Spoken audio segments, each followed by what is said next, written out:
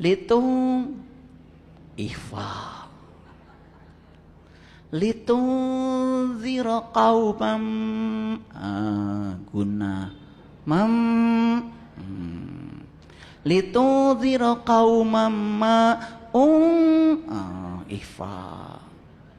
Aba panjang 5 rakaat. Salah bacanya, masuk neraka. Ih, Allahnya serem. Makanya lucu ya. Orang Arab ngomong Indonesia salah-salah dipuji. Orang Indonesia ngomong Arab salah-salah masuk neraka. Betul nggak? Ya. Orang Padang ngomong Sunda lucu. Ya toh? Sunda ngomong Padang salah-salah lucu. Betul nggak?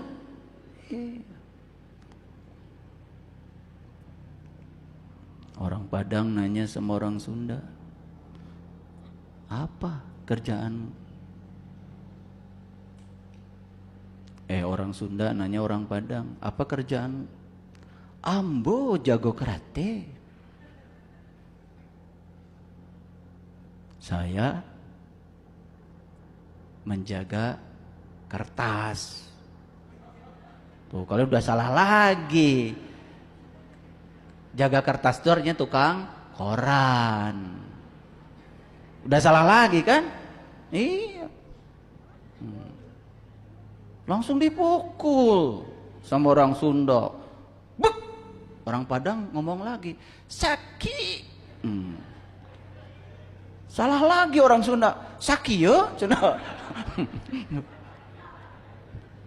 Pukul lagi yang kedua. Kalau udah Saki, orang Sunda bilangnya Saki ya. Tapi lucu kan? Lucu. Tadi juga kalian lucu. Pura-pura ngerti aja tadi. Ambo jago karate. Disangkanya ya ahli karate. Udah salah lagi kalian, betul nggak? Baru Sunda sama Padang udah salah. Lanjut. Saya selalu ngasih jok dulu supaya santai. Karena ini kajiannya berat. Banyak gak yang lalai di sini? Lalai terhadap apa? Lalai terhadap Tuhan. Makanya ketika sholat juga nggak ingat sama Dia. Padahal katanya sholat, aqimis sholat ali zikri. Katanya harus mengingat Allah. Maka Nabi Muhammad Isra Mi'raj dulu, baru sholat. Supaya nggak lalai. Sepanjang sholatnya ingat sama Allah. Lah udah tahu. Lah bagaimana kita bisa ingat kalau belum tahu? Syarat sahnya ingat aja harus tahu kok. Nabi Muhammad bilang, awaluddin ma'rifatullah. Awalnya agama mengenal Allah. Karena kita belajar agama dari persangkaan, dari apa kata orang, kita tidak pernah bertanya, ya sudah itu yang diyakini, lalai jadinya. Paham sampai sini? Laqad haqqal qawlu ala aksarihim fahum la yu'minun. Sesungguhnya telah pasti berlaku perkataan terhadap kebanyakan mereka itu. Apa? Mereka tidak beriman.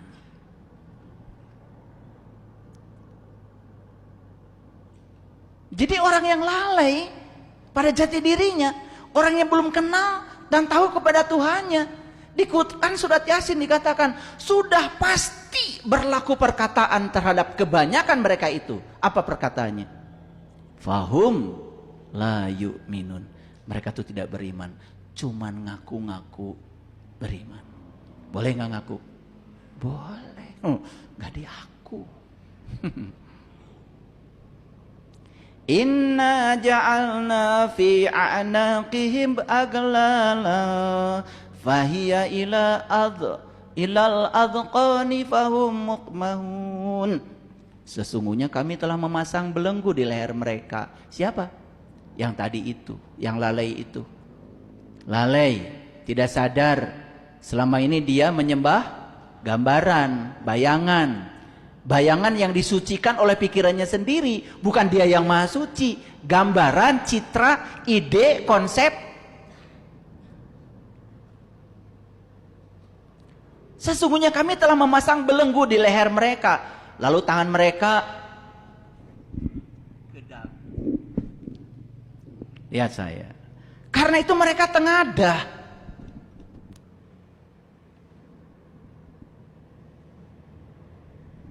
Paham tidak? Pasti enggak. Tengadah itu apa artinya? Selalu melihat ke langit. Terjebak oleh angan-angan. Sudah jelas di Quran dikatakan, surga itu tempat di mana kamu masih bernafas. Di sini, saat ini, sekarang. Kata Quran.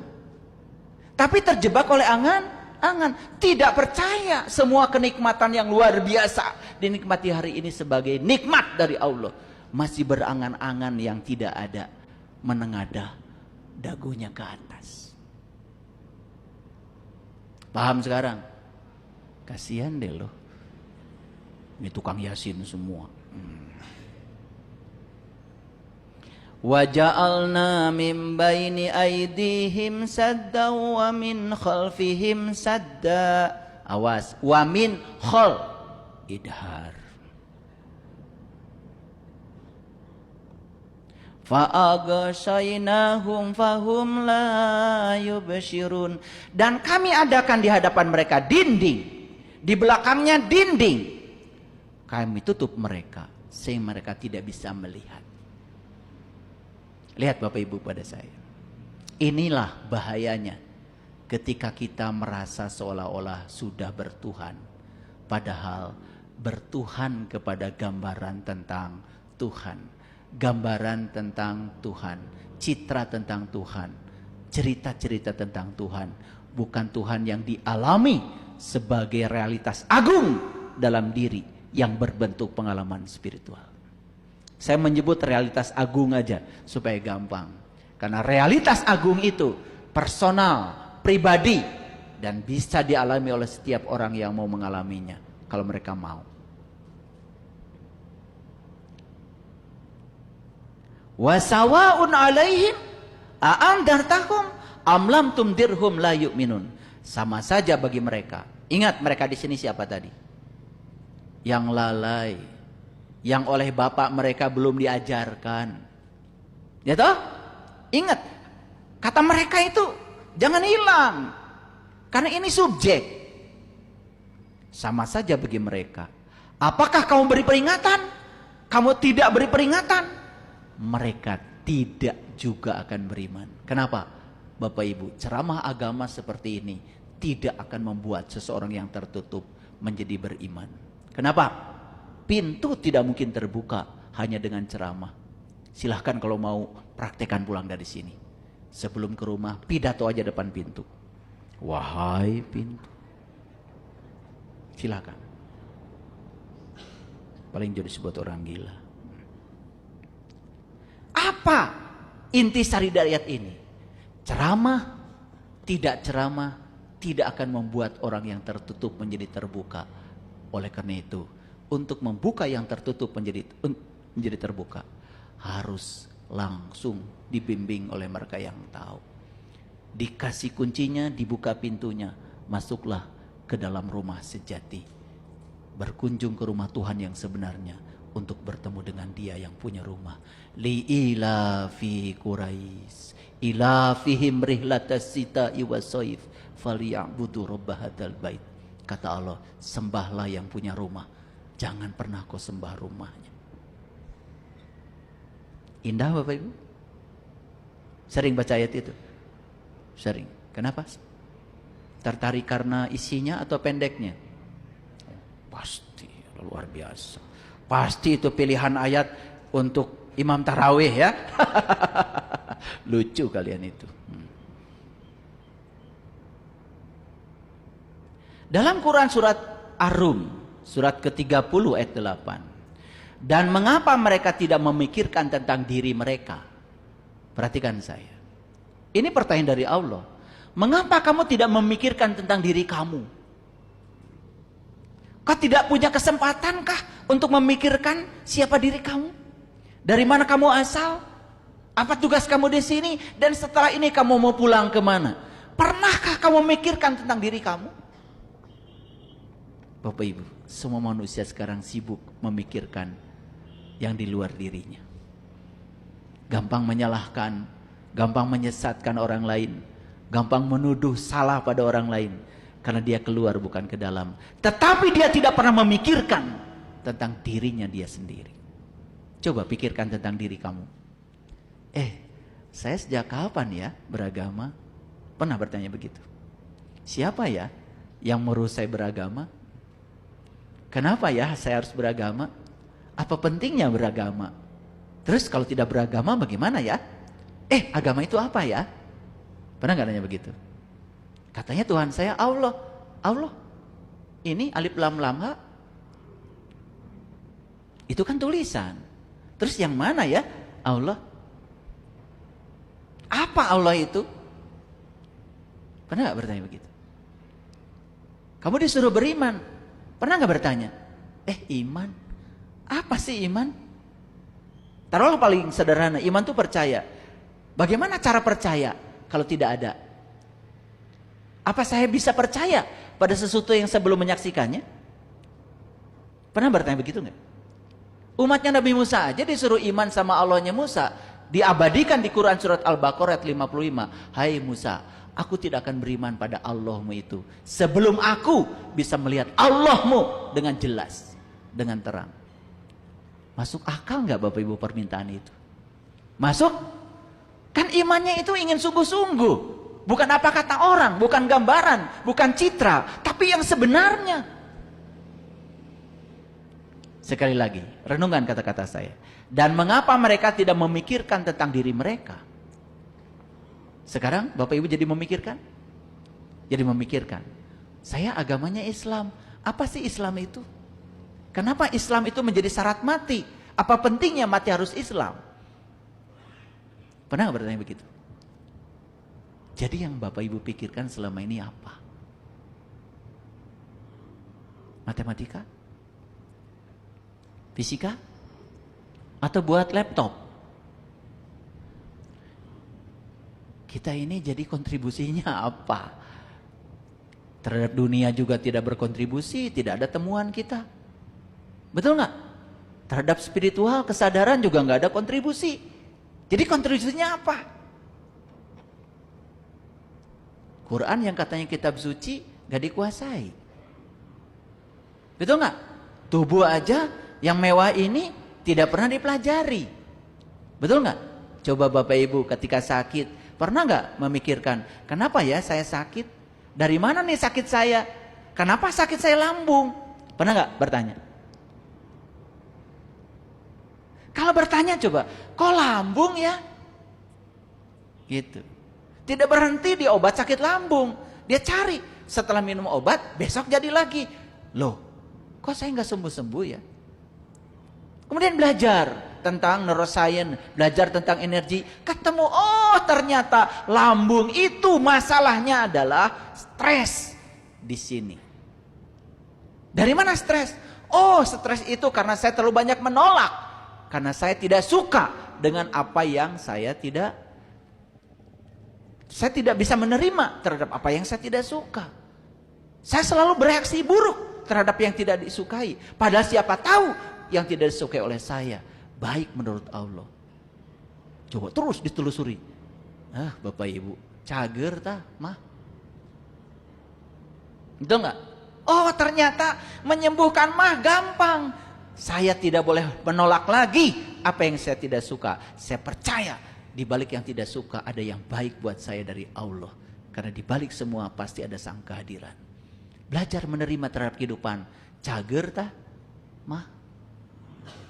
Sok mau nanya penyakit apa sama saya?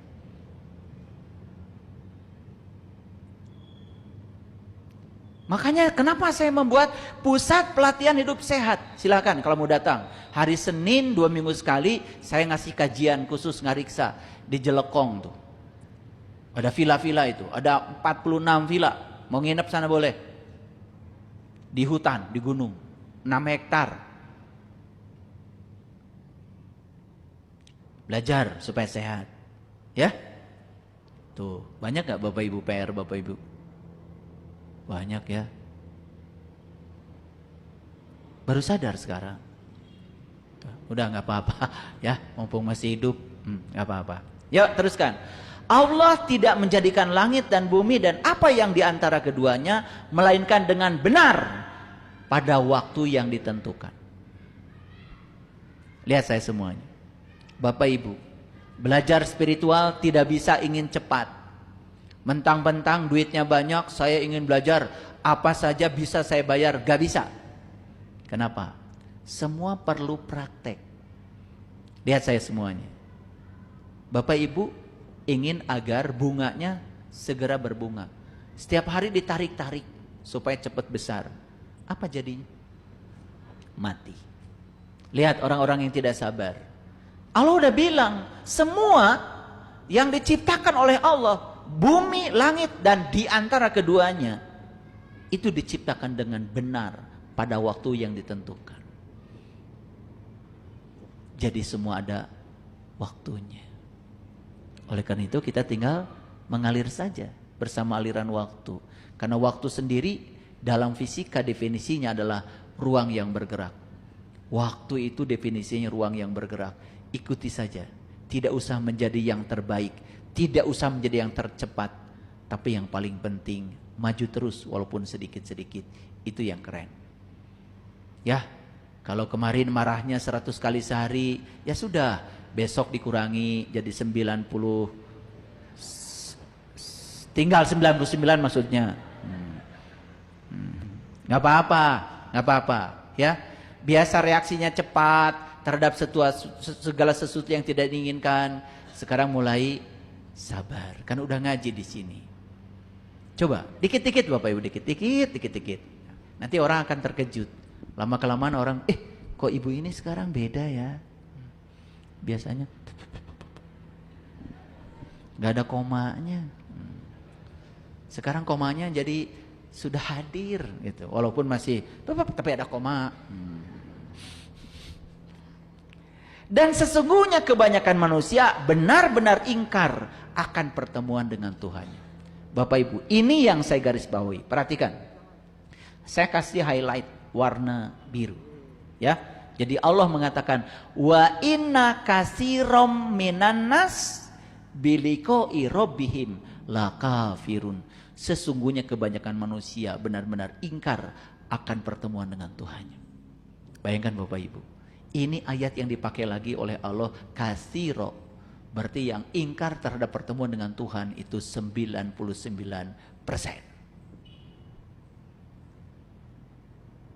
Saya mau nanya Bapak Ibu, Nabi Muhammad bertemu Tuhan ketika beliau masih hidup atau setelah beliau mati?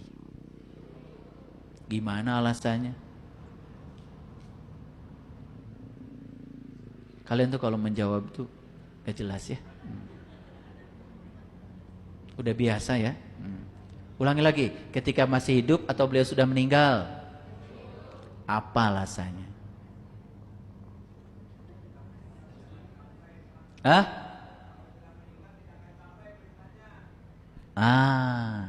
Kan Nabi Muhammad itu katanya Isra Mi'raj. Isra itu perjalanannya, Mi'raj itu pertemuannya. Berarti beliau bertemu enggak? Bertemu. Berita Isra Mi'raj nyampe enggak sama Bapak Ibu? Nyampe. Kan diperingati tiap tahun. Sok mentaan sumangan wae. Betul apa tidak? Kan gak mungkin nyampe beritanya kalau beliau berjumpanya ketika beliau sudah meninggal. Itu aja udah cukup alasan. Diperkuat di Quran surat Al-Isra ayat 72. Barang siapa yang buta di dunia, lebih buta lagi di akhirat dan jalannya lebih sesat. Kan berarti buta itu tidak melihat kan? Barang siapa yang tidak melihat di dunia, tidak akan melihat di akhirat, jalannya lebih sesat. Lalu ada pelajaran yang mengatakan nanti melihatnya nanti di akhirat. Eta di mana? Kenapa Bapak Ibu ketawa? Hah? Mentawakan diri sendiri? Lucu gitu? Memang kalian tuh lucu ya. Saking lucunya nggak jelas. Setiap ditanya bingung, betul nggak? Tidak ada jawaban yang argumentatif yang bisa dipertahankan. Bayangkan betapa rapuhnya keyakinan kita. Setuju? Rapuh sekali. Coba sekarang Bapak Ibu, Sejak kecil diajarkan untuk mengaku beragama. Yes. Orang tua agamanya apa, kita pun ngikut aja. Betul nggak? Pernah nggak ada yang disuruh memilih gitu? Ada nggak? Nggak ya? Sejak kecil disuruh mengaku sebagai orang yang beriman. Betul nggak? Diberi identitas. Betul? Oke. Diajarkan arah kiblat. Udah diajarkan dari kecil arah kiblat. Kemana? Ka'bah. Itu saking kuatnya dari kecil, seolah-olah Allah itu ada di Ka'bah gitu. Betul nggak? Terbentuk nggak itu? Terbentuk. Makanya menceng sedikit, seolah-olah, wah ini menceng. Gak nyampe ini sujud saya sama Allah. Apalagi mencengnya ke Moskow. Padahal Nabi Muhammad mengajarkan kiblatain. Beliau awalnya juga kiblatnya sesuai yang diajarkan oleh orang-orang pada masa itu. Tapi beliau kemudian berpikir, apa iya ini kiblat saya? Maka beliau mencari kiblat yang sejati. Maka beliau jadi kiblatain. Ada dua kiblat. Yang pertama kiblat yang awal pada saat tidak tahu. Yang kedua kiblat yang kedua saat beliau sudah berjumpa dengan jati dirinya. Kiblat beliau yang sebenarnya bukan ke barat tetapi ke Allah. Sekarang saya nanya Bapak Ibu, kiblatnya udah dua atau masih satu? Jawab atuh. Nu mana? Ka'bah. Saya mau nanya, itu Ka'bah bangunan bukan?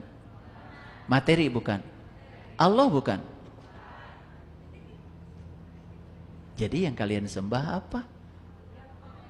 Tuh, gitu aja bingung ya? Nah, lanjut. Diajarkan surga dan neraka dari kecil. Percaya? Percaya. Surga buat siapa? Yang baik. Neraka? Nah, Bapak Ibu dari kecil berarti memandang Tuhan itu punya pribadi yang berbeda? Iya atau baru sadar sekarang? Oh, tiba ulama tuh sadar. Coba, kalau dia menciptakan surga dan neraka, berarti dia punya pribadi ganda. Betul nggak? Betul? Sekarang saya mau tanya, Allah itu maha suci nggak? Maha pengasih nggak? Maha penyayang nggak?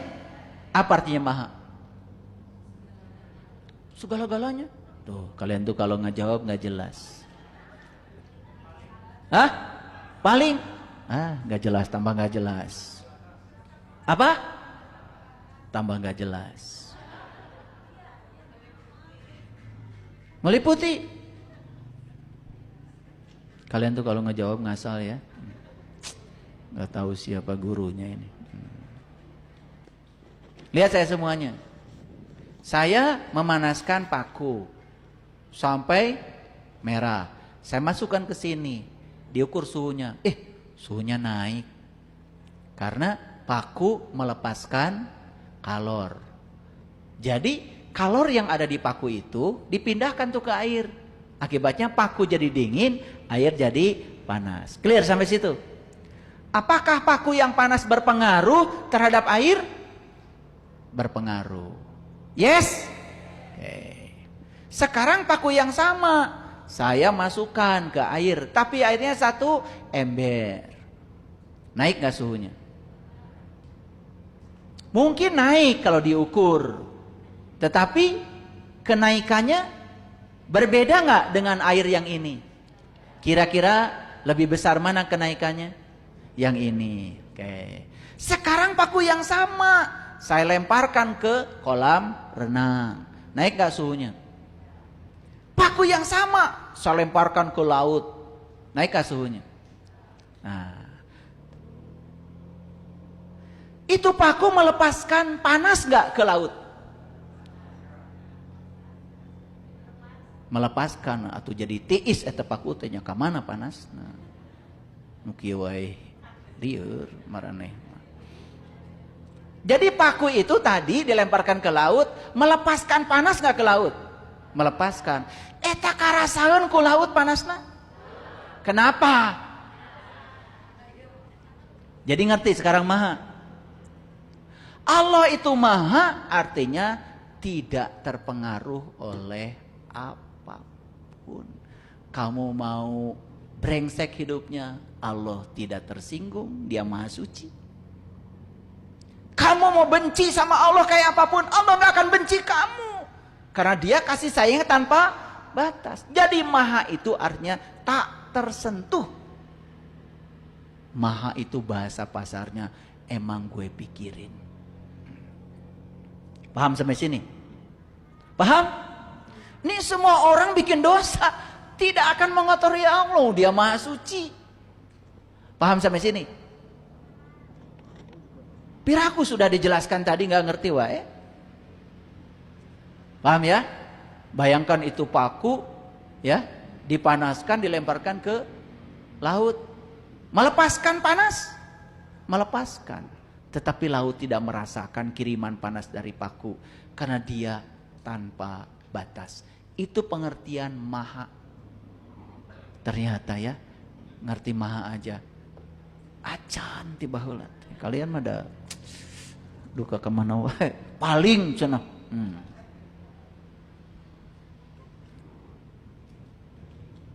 Jadi kalau Allah tidak terpengaruh, ya Allah mah jongjon. Kebayang gak kalau Allah kesinggungan?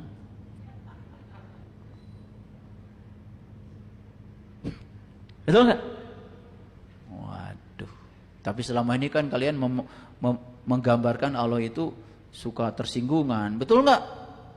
Baca Arab kurang tepat sedikit langsung masuk neraka. Waduh. Itu dari mana itu?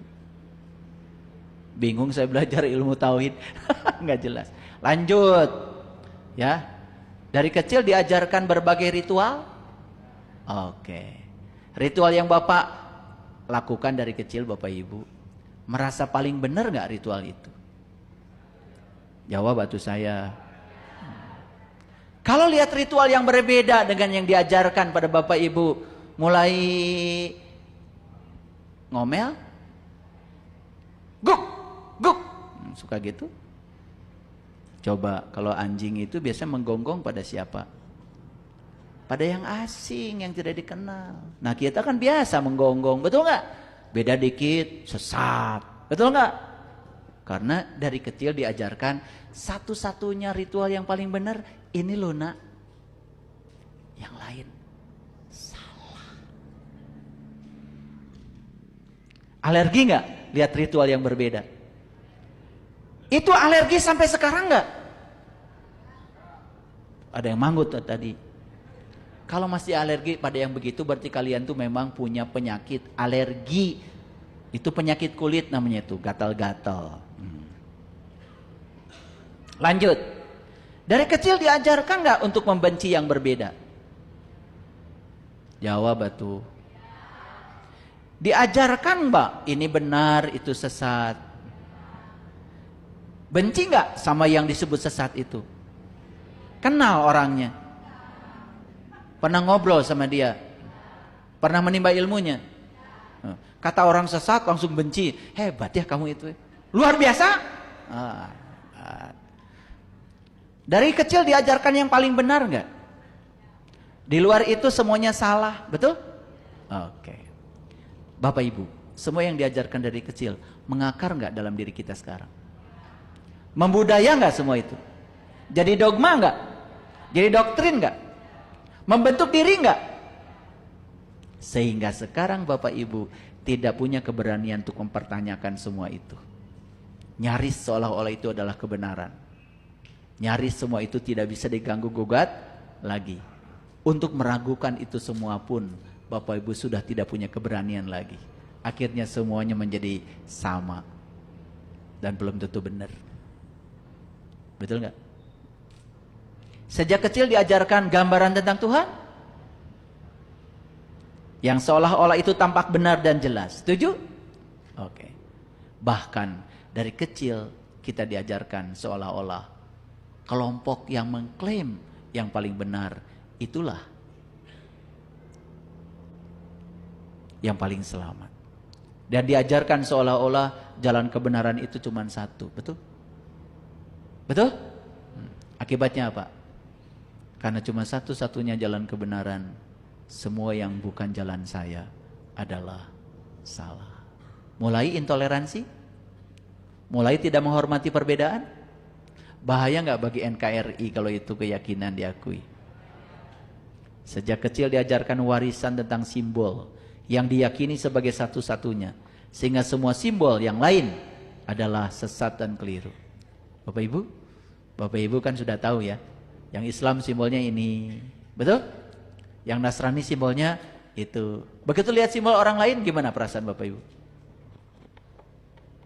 Menghormati? Benci? Padahal nggak ngerti kan artinya. Hebat ya, bisa membenci padahal tengah arti. Oke, perhatikan saya. Dalam Quran surat Luqman surat 31 ayat 25, dan sesungguhnya jika kamu tanyakan kepada mereka, siapa yang menciptakan langit dan bumi? Tentu mereka akan menjawab, Allah. Katakanlah segala puji milik Allah, tetapi kebanyakan mereka tidak mengetahui. Yuk lihat saya semuanya. Siapa yang menciptakan langit dan bumi? Allah. Ulangi, siapa? Allah. Ini Allah yang mana? Allah yang digambarkan sebagai citra, ide, konsep, atau Allah yang sudah dirasakan sebagai pengalaman pribadi secara spiritual? Jawab. Yang mana? Makanya pantas kalau Allah mengatakan bal aksarohum la ya'lamun. Pakai kata kebanyakan lagi, kebanyakan mereka tidak mengetahui. Hanya ngomong saja. Bilang, siapa yang ciptakan langit dan bumi? Allah. Tapi tidak tahu Allahnya. Setuju? Banyak yang begitu? Banyak apa banyak sekali? Oke, lanjut. Sejak kecil diajarkan hafalan Bapak Ibu. Ngapalin apa? Banyak ya, ngapalin ini itu. Betul?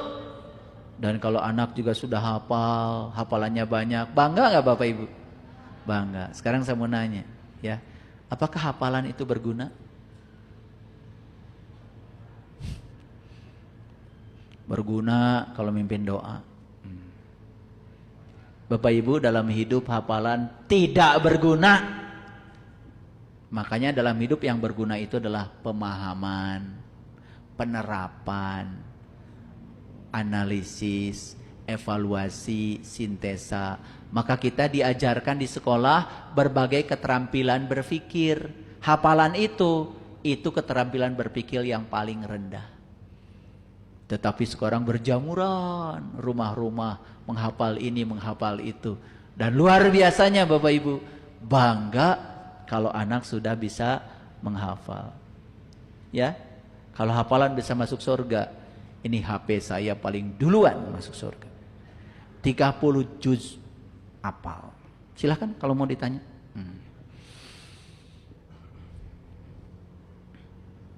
Jadi hafalan itulah yang telah menenggelamkan kesadaran. Sedemikian banyak hafalan di otak kita. Dan hafalan itu telah menenggelamkan kesadaran kita. Nah, akibatnya apa? Sistem pendidikan kita sekarang semua berorientasi pada hafalan. Tanpa pemahaman, tanpa penerapan, tanpa analisis, tanpa evaluasi, tanpa sintesa. Lalu pengetahuan itu mentah. Ketika berhadapan dengan masalah, bingung. Banyak yang kayak gitu? Oke.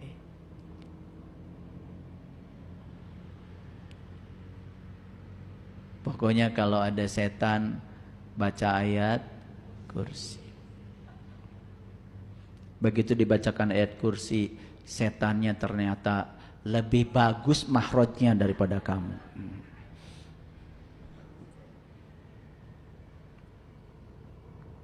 Padahal itu ayat kursi, kalau didalami maknanya, luar biasa. Harusnya ayat kursi itu menjadi pribadi, menjadi sikap, menjadi darah daging yang mengalir, menjadi prinsip. Kan Allahu la ilaha illa huwal hayyul qayyum. Allah tidak ada selain Dia. Dia yang senantiasa berdiri tegak dan berdiri sendiri. Tidak pernah tertidur, tidak pernah terkantuk. Itu maksudnya kenapa kita mesti takut sama yang lain? Di alam semesta ini tidak ada yang lain selain Allah. Tidak ada kapling yang dikuasai oleh yang selain Dia. Tidak ada tandingannya. Buat apa saya takut sama setan? Itu maksudnya. Makanya setan itu ketemu saya aja sungkan. Belum dibacain ayat kursi aja udah pada pergi. Karena sudah jadi prinsip. Allahu la ilaha illa huwal hayyul qayyum la ta'khudhuhu sinnatu wa la naum lahu ma fis samawati wa ma fil ard man dzalladzi yashfa'u indahu illa bi'idznih. Coba lihat saya semuanya.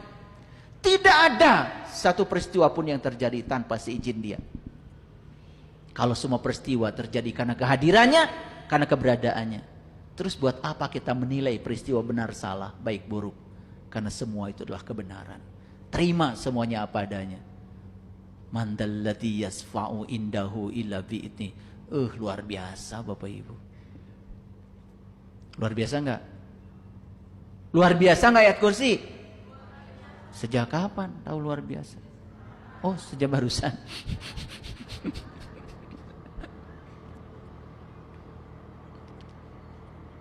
Bapak Ibu, coba baca yang warna hijau. Dalam diri setiap manusia terdapat sebuah ruang sunyi yang akan membangkitkan pertanyaan yang menggugah kesadaran, karena ruang sunyi itu tidak bisa dipuaskan dengan hafalan dan kata-kata suci. Lihat saya semuanya. Saya yakin Bapak Ibu yang datang ke tempat ini karena pernah mengalami ruang sunyi ini. Lalu di sini ada pertanyaan, apa iya ya yang saya yakini selama ini adalah kebenaran? Apa saya puas dengan hafalan-hafalan yang sudah ada di otak saya? Itulah yang menggerakkan Bapak Ibu ke sini. Saya yakin kalau Bapak Ibu belum mengalami ruang sunyi ini, gak ada di sini. Saya percaya semua yang datang ke sini karena sudah mulai ada pemberontakan di dalam dirinya. Setuju? Bagus. Berarti itu sudah mulai mengalami hari kiamat, hari kebangkitan, bangkit kesadarannya. Kiamat teh ayeuna, Ibu Bapak. Dalam Quran surat Az-Zuhruf surat ke-43 78, laqad ji'nakum bil haqq walakinna aktsarakum lil haqqi karihun. Sesungguhnya kami benar-benar telah membawa kebenaran kepada kamu, tetapi kebanyakan di antara kamu benci pada kebenaran itu. Bapak Ibu, kebenaran itu, itulah yang nyata, yang gambaran, yang citra, yang konsep, bukan kebenaran. Itu namanya persangkaan. Jadi kalau begitu, apakah kebenaran bisa dijelaskan di ruang kajian seperti ini? Tidak. Kebenaran itu harus dialami sendiri dalam ruang sunyi. Saat Bapak Ibu bisa jujur pada diri sendiri. Saat Bapak Ibu bisa menangis sendiri. Saat Bapak Ibu bisa hening sendiri.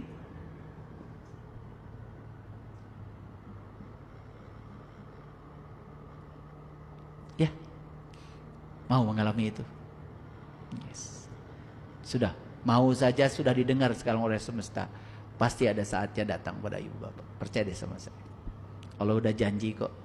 Ya, barang siapa yang berharap jumpa dengan Tuhan, waktu yang dijanjikan pasti datang. Kita lihat Quran surat Al-Furqan.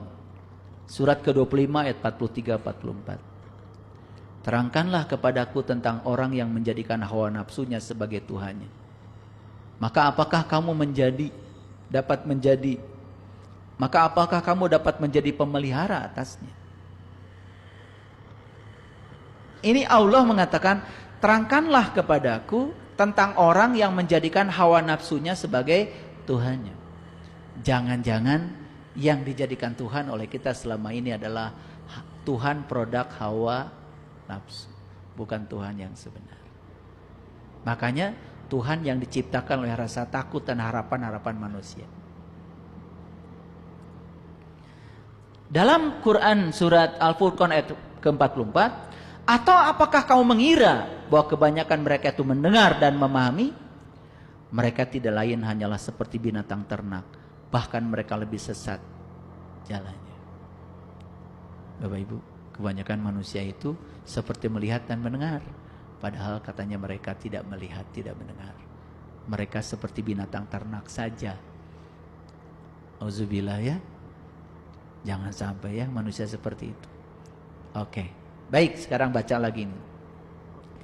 Apakah yang disebut Tuhan oleh kita adalah Dia yang tak berhingga? Dia yang tak berwujud? Dia yang tak bernama? Dia yang tak terjelaskan? Atau hanya proyeksi kolektif dari rasa takut dan harapan manusia selama berabad-abad? Apakah kita menyembah Tuhan atau menyembah gambaran, citra, konsep, nama, bentuk yang dibentuk oleh budaya dan warisan yang disampaikan kepada kita?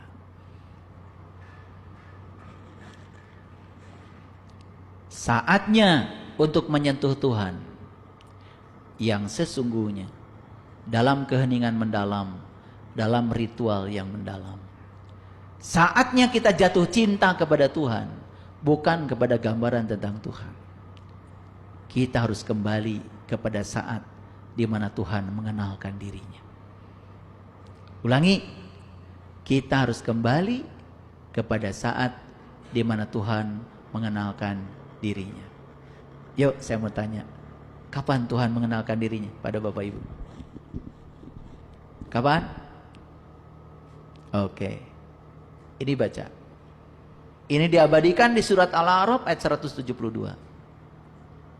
Dan ketika Tuhanmu mengeluarkan keturunan anak-anak Adam dari sulbi mereka, dan Allah mengambil kesaksian terhadap jiwa mereka, seraya berfirman, bukankah aku ini Tuhan? Mereka menjawab, betul, kami menjadi saksi.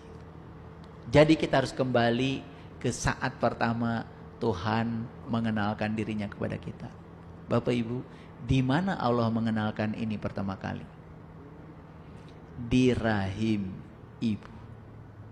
Makanya Nabi Yunus ditelan ikan, itu simbolik, bukan ditelan ikan beneran. Nabi Yunus itu kembali merasakan bagaimana saat beliau di rahim ibu. Saat itu beliau itu mati tapi hidup, hidup tapi mati. Dalam ajaran leluhur kita di Indonesia disebut mati sakjroning urip. Itulah saat pertama Tuhan mengenalkan dirinya kepada Bapak Ibu. Bapak Ibu harus mengulang kembali apa yang sudah dialami saat itu. Di mana? Di dalam kehidupan ini. Kepada siapa kita belajar? Belajarlah kepada mereka yang sudah mengalami ini. Hanya dengan cara itu, tubuh spiritual kita yang terluka akan sembuh. Ulangi, hanya dengan cara itu, tubuh spiritual kita yang terluka akan sembuh. Hebat ya Al-Quran? Hebat? Nah, makanya Bapak Ibu sering mendengar kajian saya ya. Di Quran surat Al-A'raf ayat 143, Nabi Musa sudah mengulang ini. Sudah mengulang ini. Saat beliau mengulang ini, pengalaman ini dalam hidupnya, beliau mengatakan, "Qala subhanaka tubtu ilaika wa ana awwalul mu'minin." Maha suci Engkau ya Allah, aku pulang kepadamu. Aku kembali kepada kesadaran murnimu. Dan inilah awal aku beriman. Itulah titik awal seseorang beriman. Seperti yang digambarkan di dalam Quran surat Al-A'raf ayat 172. Nah, Al-A'raf 143-nya sering saya kupas. Itulah awal Nabi Musa mengawali iman. Jadi apa? Beliau kembali kepada saat di mana Tuhan mengenalkan dirinya. Hanya dengan cara itu tubuh spiritual kita akan sembuh. Kebayang sekarang? Kalau tubuh spiritualnya sembuh, tadi apa? Tubuh intuisinya sembuh. Banyak gak orang yang kecerdasannya melampaui pikiran orang biasa? Banyak gak? Lihat Bapak Ibu pada saya. Tidak ada penemuan laptop, HP, apalagi sekarang HP sudah generasi mana? Bahkan sekarang, ya, pemenang hadiah Nobel Fisika Kuantum yang saya jelaskan tempo hari sudah menemukan formula dan rumus bagaimana benda-benda makro bisa menembus dinding. Sudah sebegitu dalamnya ilmu pengetahuan. Nah, kebayang gak Bapak Ibu? Kalau tubuh spiritualnya sehat, tubuh intuisinya sehat, tubuh mentalnya sehat, tubuh energinya sehat, tubuh fisik sehat. Disitulah kita akan bertemu dengan hidup yang menakjubkan. Lalu segala sesuatu menjadi datang tanpa harus bekerja keras. Segala sesuatu akan datang tanpa upaya yang keras. Mungkin banyak yang tidak percaya sama omongan saya, tapi saya sudah membuktikannya. Bapak Ibu, realitas ini bukan fenomena fisik. Realitas ini adalah fenomena spiritual, intuisi, mental, dan energi. Yuk perbaiki di situ. Makanya jangan heran ya, ada orang yang hidupnya santai saja. Tidak terburu-buru, dia menikmati hidup. Tetapi berkah rezekinya ada saja. Ada orang yang habis waktunya untuk bekerja, mencari uang, mengejar bayangan. Dan uang yang dia dambakan pun tidak kunjung datang. Temukan rahasianya. Besok tanggal 1, tanggal 2 bulan November di Jelekong, di Pusat Pelatihan Hidup Sehat, saya akan ngasih triknya bagaimana caranya supaya kita jadi super magnet, supaya uang rindu kepada kita. Bapak Ibu punya anak dimodalin 1 miliar, bangkrut, 2 miliar, bangkrut terus aja, habis tuh duit. Kenapa? Kita mengira kalau realitas ini bisa diperbaiki dengan tindakan fisik. Memberi uang 1 miliar fisik, 2 miliar fisik, tapi tidak diperbaiki nih tubuh spiritualnya, tubuh intuisinya, tubuh mentalnya, tubuh energinya. Realitas ini hanya bisa berubah kalau sumbernya diperbaiki. Dan sumber-sumber realitas adalah yang tak terlihat. Karena semua yang terlihat berasal dari yang tak terlihat. Kan bumi ini juga belum ada, betul nggak? Ini kan proyeksi dari energi awal, ya, gitu. Jadi gimana cara menyembuhkan tubuh spiritual kita yang luka itu? Sudah terjawab sekarang? Kembali kepada saat di mana Tuhan mengenalkan dirinya pertama kali. Dan Bapak Ibu sudah melupakan apa yang sudah dikenalkan Tuhan waktu itu. Sudah berapa lama kita lupa? Sejak kita lahir ke alam dunia ini. Makanya ada yang menghitung, manusia mulai melupakan Tuhan di hari ke-8 dari kelahirannya. Ada yang menghitung, ada yang meneliti, manusia mulai melupakan Tuhan di hari ke-8 dari kelahirannya. Coba Bapak Ibu hitung sudah hari keberapa sekarang lupa. Dan kalau lupa ini terbawa mati, berarti kita mati dalam keadaan punya utang. Makanya tidak boleh kamu mati dalam keadaan berutang. Selama ini selalu berpikir utangnya ke BRI, ke Mandiri, ke BCA. Makanya udah umur 70 tahun siap-siap tuh gak mau kredit. Padahal usaha masih butuh bank. Betul gak? Karena takut terbawa mati. Tenang Bapak Ibu, kan bank juga tidak mungkin ngasih kredit tanpa agunan. Kan Bapak Ibu mati juga tetap diambil kan agunannya. Ribet banget. Tetapi utang yang ini sangat pribadi. Asalnya kita kenal dan tahu kepada Allah, menjadi lupa dan lalai, harus kenal dan tahu lagi. Bayar utangnya. Kapan? Kapan? Yes. Di sini, saat ini, sekarang. Jangan bilang nanti, karena nanti itu adalah kebohongan. Orang yang suka bilang nanti, sebetulnya dia sedang dijebak oleh kebohongan tentang waktu. Karena nanti itu tidak ada. Karena kalaupun kita masih hidup, di masa yang akan datang, akan diperlakukan masa itu sebagai saat ini. Nah, makanya Bapak Ibu, kita disuruh melakukan perjalanan tuh. Dari mana? Dari Masjidil Haram ke Masjidil Aqsa. Apa sih Masjidil Haram hakikatnya? Masjidil Haram itu adalah tempat asal kita.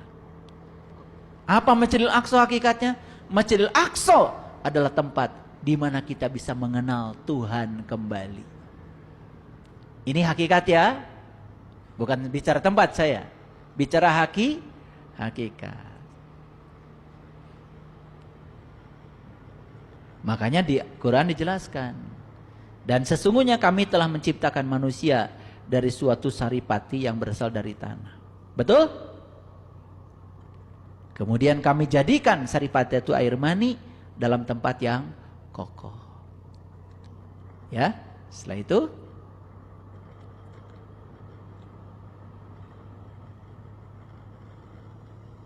kemudian air mani itu kami jadikan segumpal darah. Segumpal darah kami jadikan segumpal daging. Dan segumpal daging itu kami jadikan tulang belulang. Lalu tulang belulang itu kami bungkus dengan daging. Di mana ini terjadi? Di rahim ibu. Setuju? Nah, sebetulnya itulah tempat asal kita. Kemudian kami jadikan dia makhluk yang lain. Maka masuklah Allah pencipta yang paling baik. Setelah sempurna penciptanya, lalu Allah tiupkan ruhku. Setelah ditiupkan ruhku, ditanya, alastu birabbikum, apakah aku ini Tuhan? Dan kalian saat itu menjawab, yes, yes, bala syahidna, ya, aku menyaksikan. Tapi apa yang pernah kalian saksikan, sekarang sudah lupa. Makanya, supaya tubuh spiritual kita tidak terlalu lebar lukanya, maka segera disembuhkan. Gimana cara menyembuhkannya? Kembalilah pada saat Tuhan pertama kali mengenalkan dirinya. Udah terjawab Bapak Ibu? Terjawab. Ini walaupun jawabannya baru sebatas wacana, tetapi ini jawaban yang masuk akal dan mencerahkan. Bapak Ibu bisa membuktikannya sendiri apa yang saya sampaikan. Karena yang saya sampaikan ini pengalaman pribadi saya. Bukan sesuatu yang bodong, bukan sesuatu yang belum saya alami. Saya memilih ayat-ayat ini Bapak Ibu. Mungkin ada yang bertanya, gimana bisa memilih ayat-ayat ini? Kan ayat banyak. Itulah pentingnya intuisi. Dari sekian banyak ayat itu, kadang-kadang suka nyelonong aja. Ayatnya ini, ayatnya ini, ayatnya ini. Dari kecil saya sudah hafal ayat-ayat ini. Tetapi untuk merangkai, untuk menjawab ini, kan masa semua ayat dibacakan 30 juz? Mau kapan kelarnya? Pernah gak Bapak Ibu lagi memperhatikan kajian ini, mikir, ini gimana memilih ayatnya? Pernah gak? Nah kalau pernah memikirkan itu, bagus itu berarti. Ya.